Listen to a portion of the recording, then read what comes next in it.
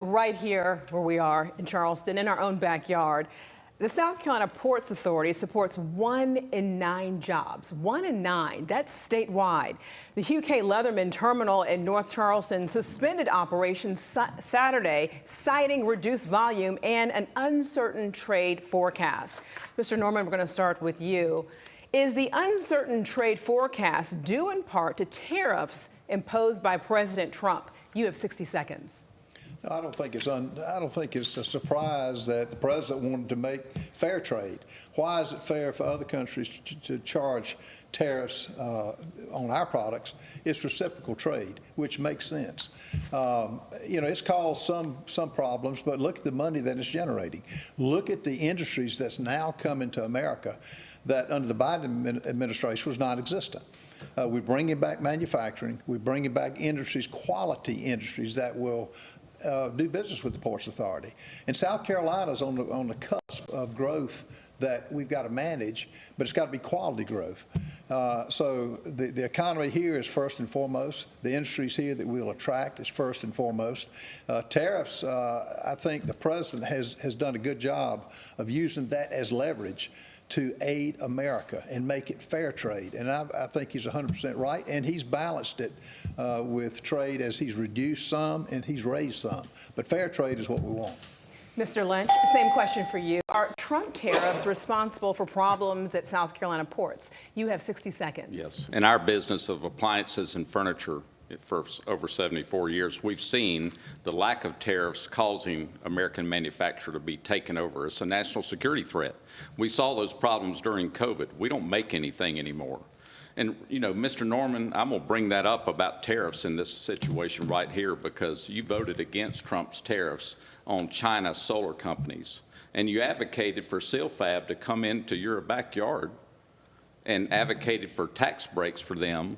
And it's poisoning the ground, the water, the schools that are there. That there's been reports of 19 911 calls with people leaving that factory vomiting up blood. So are we America first or not? The problem we have are these career politicians that are for bringing in factories from out of this country, taking over Americans' jobs and, kicking out from under the legs of American manufacturing to manufacture solar panels here at home.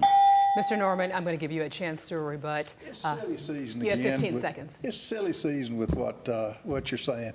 SilFab was supported by the governor. They were supported by the lieutenant governor. They took over a vacant building. So you were nowhere to be seen when we were having the debate, nor did you come when we had the open discussion. No, I want quality jobs here. As a businessman, we will promote good paying jobs in South Carolina, and we'll continue to do that. And we're at the cusp of a new growth in this state like we've never seen before. Mr. Sanford, I'm going to ask you the same question. Mr. Lynch, you'll have a chance to be able to address that in the next question. For now, Mr. Sanford, let me ask you the same question. Are Trump tariffs in part responsible for the Leatherman Terminal suspending operations? You have 60 seconds. I would say in part. I think we need to be very judicious in the use of tariffs, and particularly changing those tariffs, because what business responds to is some measure of stability as to what's going to come next as they contemplate investment or other practices. I would applaud the president in what he's tried to get at, which is to say, how do we level the playing field? I applaud that sentiment.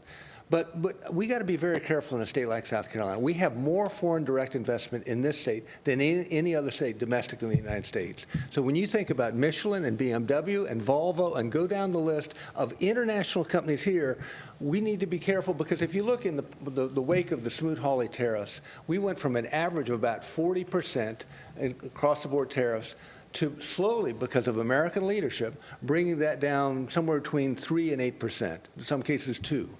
And that has been a giant rebate, if you will, to consumers around the world, and particularly in this country. And it's been a boon in terms of manufacturing might, because if you look at per capita income in our country versus others, we stand out. Mr. Fry, I'm going to ask you the same question. Are Trump tariffs impacting South Carolina ports? You have 60 seconds. I think there are greater things that are impacting the port. And I think when we're talking about tariffs, I think it's important to remember that President Trump uses them, one, for a political purpose, to drive a policy that puts America first, and two, it's to recalibrate the United States on an equal playing field. You know, if you look at rice, for example, rice, a grain of American rice going to a country like India is tariffed at 700%.